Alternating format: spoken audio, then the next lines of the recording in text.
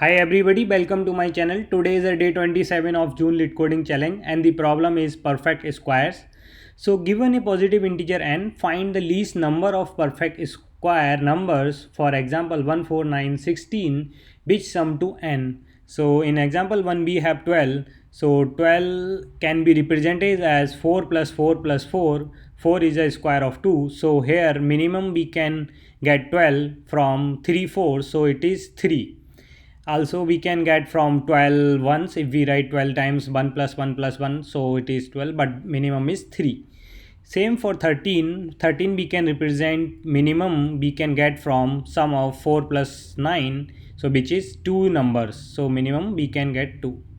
So if you think like this problem is quite relatable with the minimum coin change standard DP problem, where we have amount and we have to get the minimum coins from the given set of coins. So here, so what is in this problem, like we have n equal to 12, which is kind of amount, and the coins are the number which is start from I is equal to 1 to goes until I star I less than the given number amount n. So these are the coin set. Like for 12, in case of 12 we have 3 coin, we can relate it with like we have 3 coin 1 2 and 3. So we can change this amount 12 with the minimum cost of using 3 coins of 2. So 2 2 2, which is square of 2 is 4 plus 4 plus 4 equals to 12. So the minimum coin change for amount 2 here we can get from the 3. Similarly, let's example like we have is 1. 1 can we get from the sum of 1 itself. Let's the base case. This is the base cases. And let's we have 2. So 2, how we can get? 2 we cannot get. We can get with 1 plus 1, which is like minimum we need 2 ones. And similarly for 3, we can get from 3 1. 1 plus 1 plus 1, which is 3 coin mini. For 4, if you see, one way we can get plus 1 plus 1 plus 1 plus 1. Another way we can get directly using the coin of 2, which is 2 square 2, which is 4. So here we need only 1. So the minimum coin change for 4 is like 1. So as you understand, this is similar to the coin change problem. Let's start the implementation for recursive. So for the base case, as I explained, we will have if n is less than 4, in that case we just have to return n itself, and otherwise we need to get a variable which is like minimum count. Start let's from integer max, integer dot max value, and then we will iterate from int I is equal to 1, where I star I less than or equal to given n and I plus plus, then count is equals to math dot min of count and the num square of the remaining valence, which is n minus I star I, because the current I we selected plus the 1 for selection of the current I. In the end we will just return the count. So this is the recursive implementation of this code. So let's try to compile first and see whether it is passing or not, and it is passing the test. Let's try few custom test cases. 1 2 3 4 5 6 7 8 9 10 9 11 12 and 13. So if we see, all the tests will pass. So it is getting pass, yes. So let's submit our solution recursive code. So it is taking too much time, so this will be exponential time complexity. It is timeout, because if we see, let me take the example and try to create a recursion tree for example like n equal to 12 itself. Let's say we have 12, we started from, so as here we can select three numbers 1 2 3 so their squares are 1, 4 and 9. So if I select 1, then the remaining n is 11. Here I selected 1. If I select 2, then remaining is 8. And if I select 3, which means I need to subtract 9, so it is 3. So as this is a base case, so this will terminate here, we will return 3 here. So this will be 3 plus 1, 4 here, so we got here 4. Now this will continue go down, here we will get again another 10 and another, we will subtract the 4, so 11 minus 4 is 7. Another call here for taking 3, so we will get 2. This will terminate here, this call. Now from here also we will go 1 down, which is 7. From here if we select 2, then 4. If we can't select here 3 because 9 is greater than 8. So if you see, we have the sub problem, repeated sub problems, like the big have call here for 7 as well as here. So this recursion tree has lots of repeated sub problem. So how we can optimize our code recursive solution? So what we can do, we can cache the solutions of the repeated sub problem and then use, so this is called top down dynamic programming. So for caching I will use the map of integer comma integer map is equal to new of hash map, and then I will check in the map if map dot contains key for n. In that case just return map dot get the n value. Okay, and otherwise if it is not, in the end of this loop we will update our map with the n as a key and the count is the minimum count of that key, and in the end we will return the map.get. So this is what we cache the result of sub problems and getting used later. So this is a top down dynamic programming. Let's compile this code as well, and it is compiling and we are able to pass. Let's submit this code. So it is accepted. So this is a top down method for solving this problem. If we see the time complexity of this solution, like we are iterating till the n is square root n key power by 2 square root of n here, and then calling again and again. So the time complexity of this solution is O of n to the power 1.5, and the space complexity is O of n. So okay, so let's solve this problem in bottom-up approach. We can also solve this using the bottom-up dynamic programming. So for that we just, so let me write down this solution is for bottom-up. Okay, so if n is less than 4, it's the same base condition, we just return n. Otherwise we will create a integer dp array which is of size of n plus 1, and then we will initialize a few initial base cases. If dp of 0 is 0, dp of 1 is 1, and dp of 2 is 2, and dp of 3 is 3. So this is the initial, and we will fill the rest of them. Arrays dot fill dp with integer dot max value, and after that we just iterate from for int I is equal to 4, I less than or equal to n, I plus plus for int j is equals to. So this will start from 1 and j will start, j should less than or equal to I and j plus plus, and here we will update dp.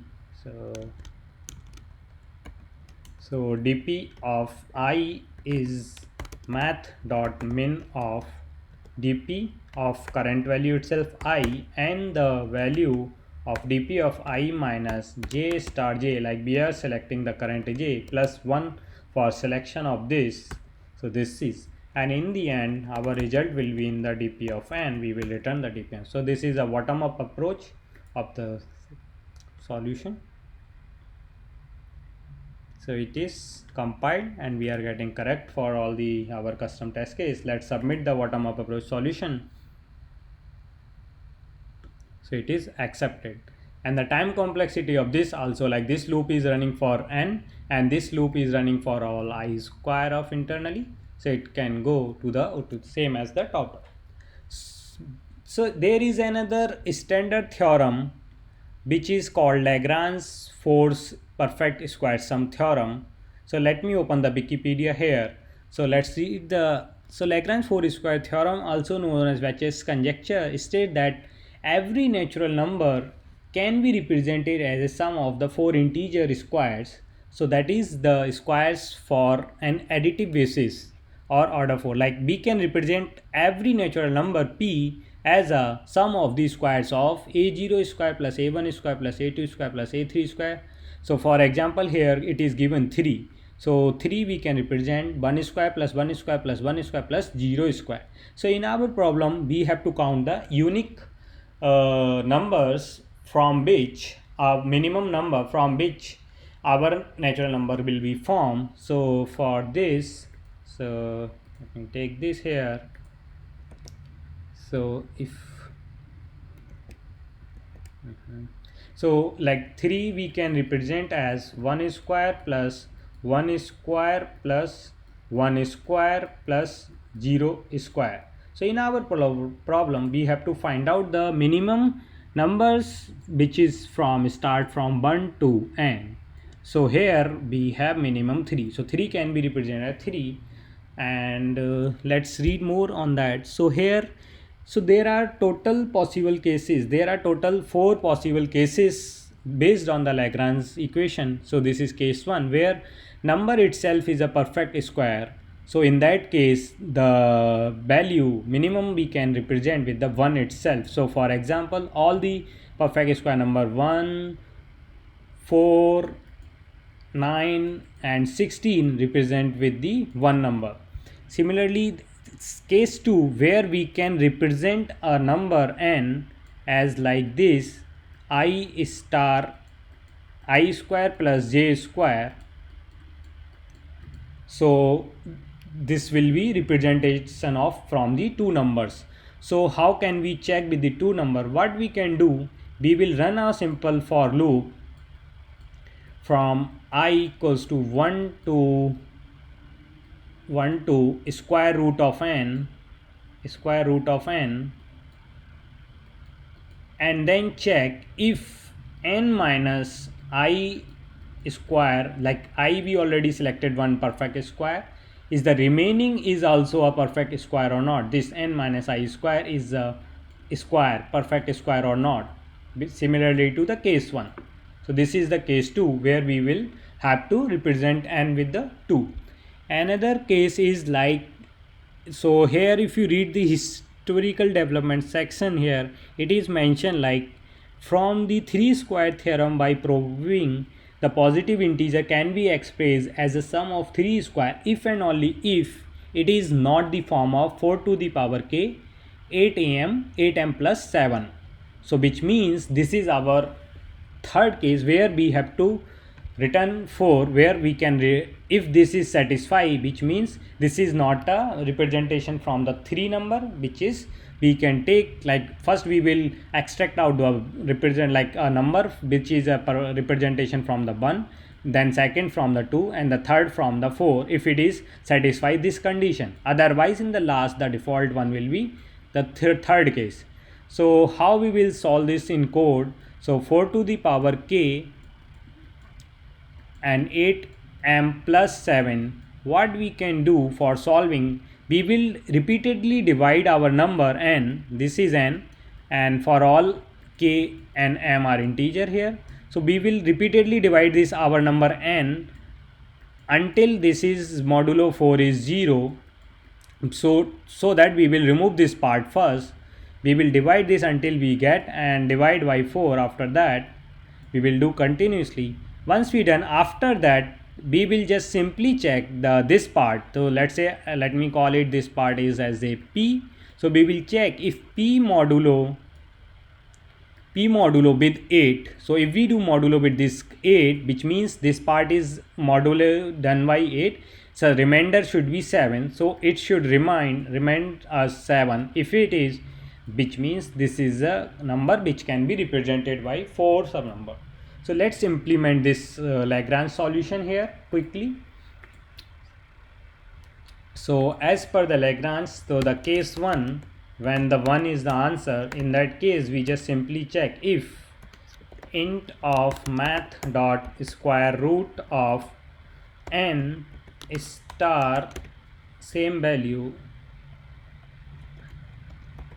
is equals to n, just simply return 1. And the case 2 here, for the case 2 when we have to return 2, in that case we will run a for loop int I is equal to 0, sorry, it's from the 1, I less than or equal to math dot square root, we don't need, this is automatically typecast to integer, and I plus plus.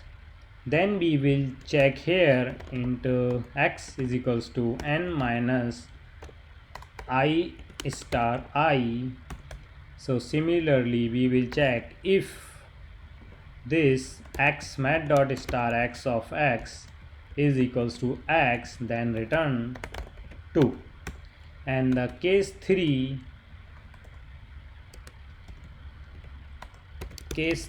is when the answer is 4, if we will first divide the number n until we can divide get modulo with 4 is 0 to remove the part of 4, and we will divide the n with 4 using, let's say, right shift with 2 times. So right shift with 1 is divided by 2, then 2 times is by 4.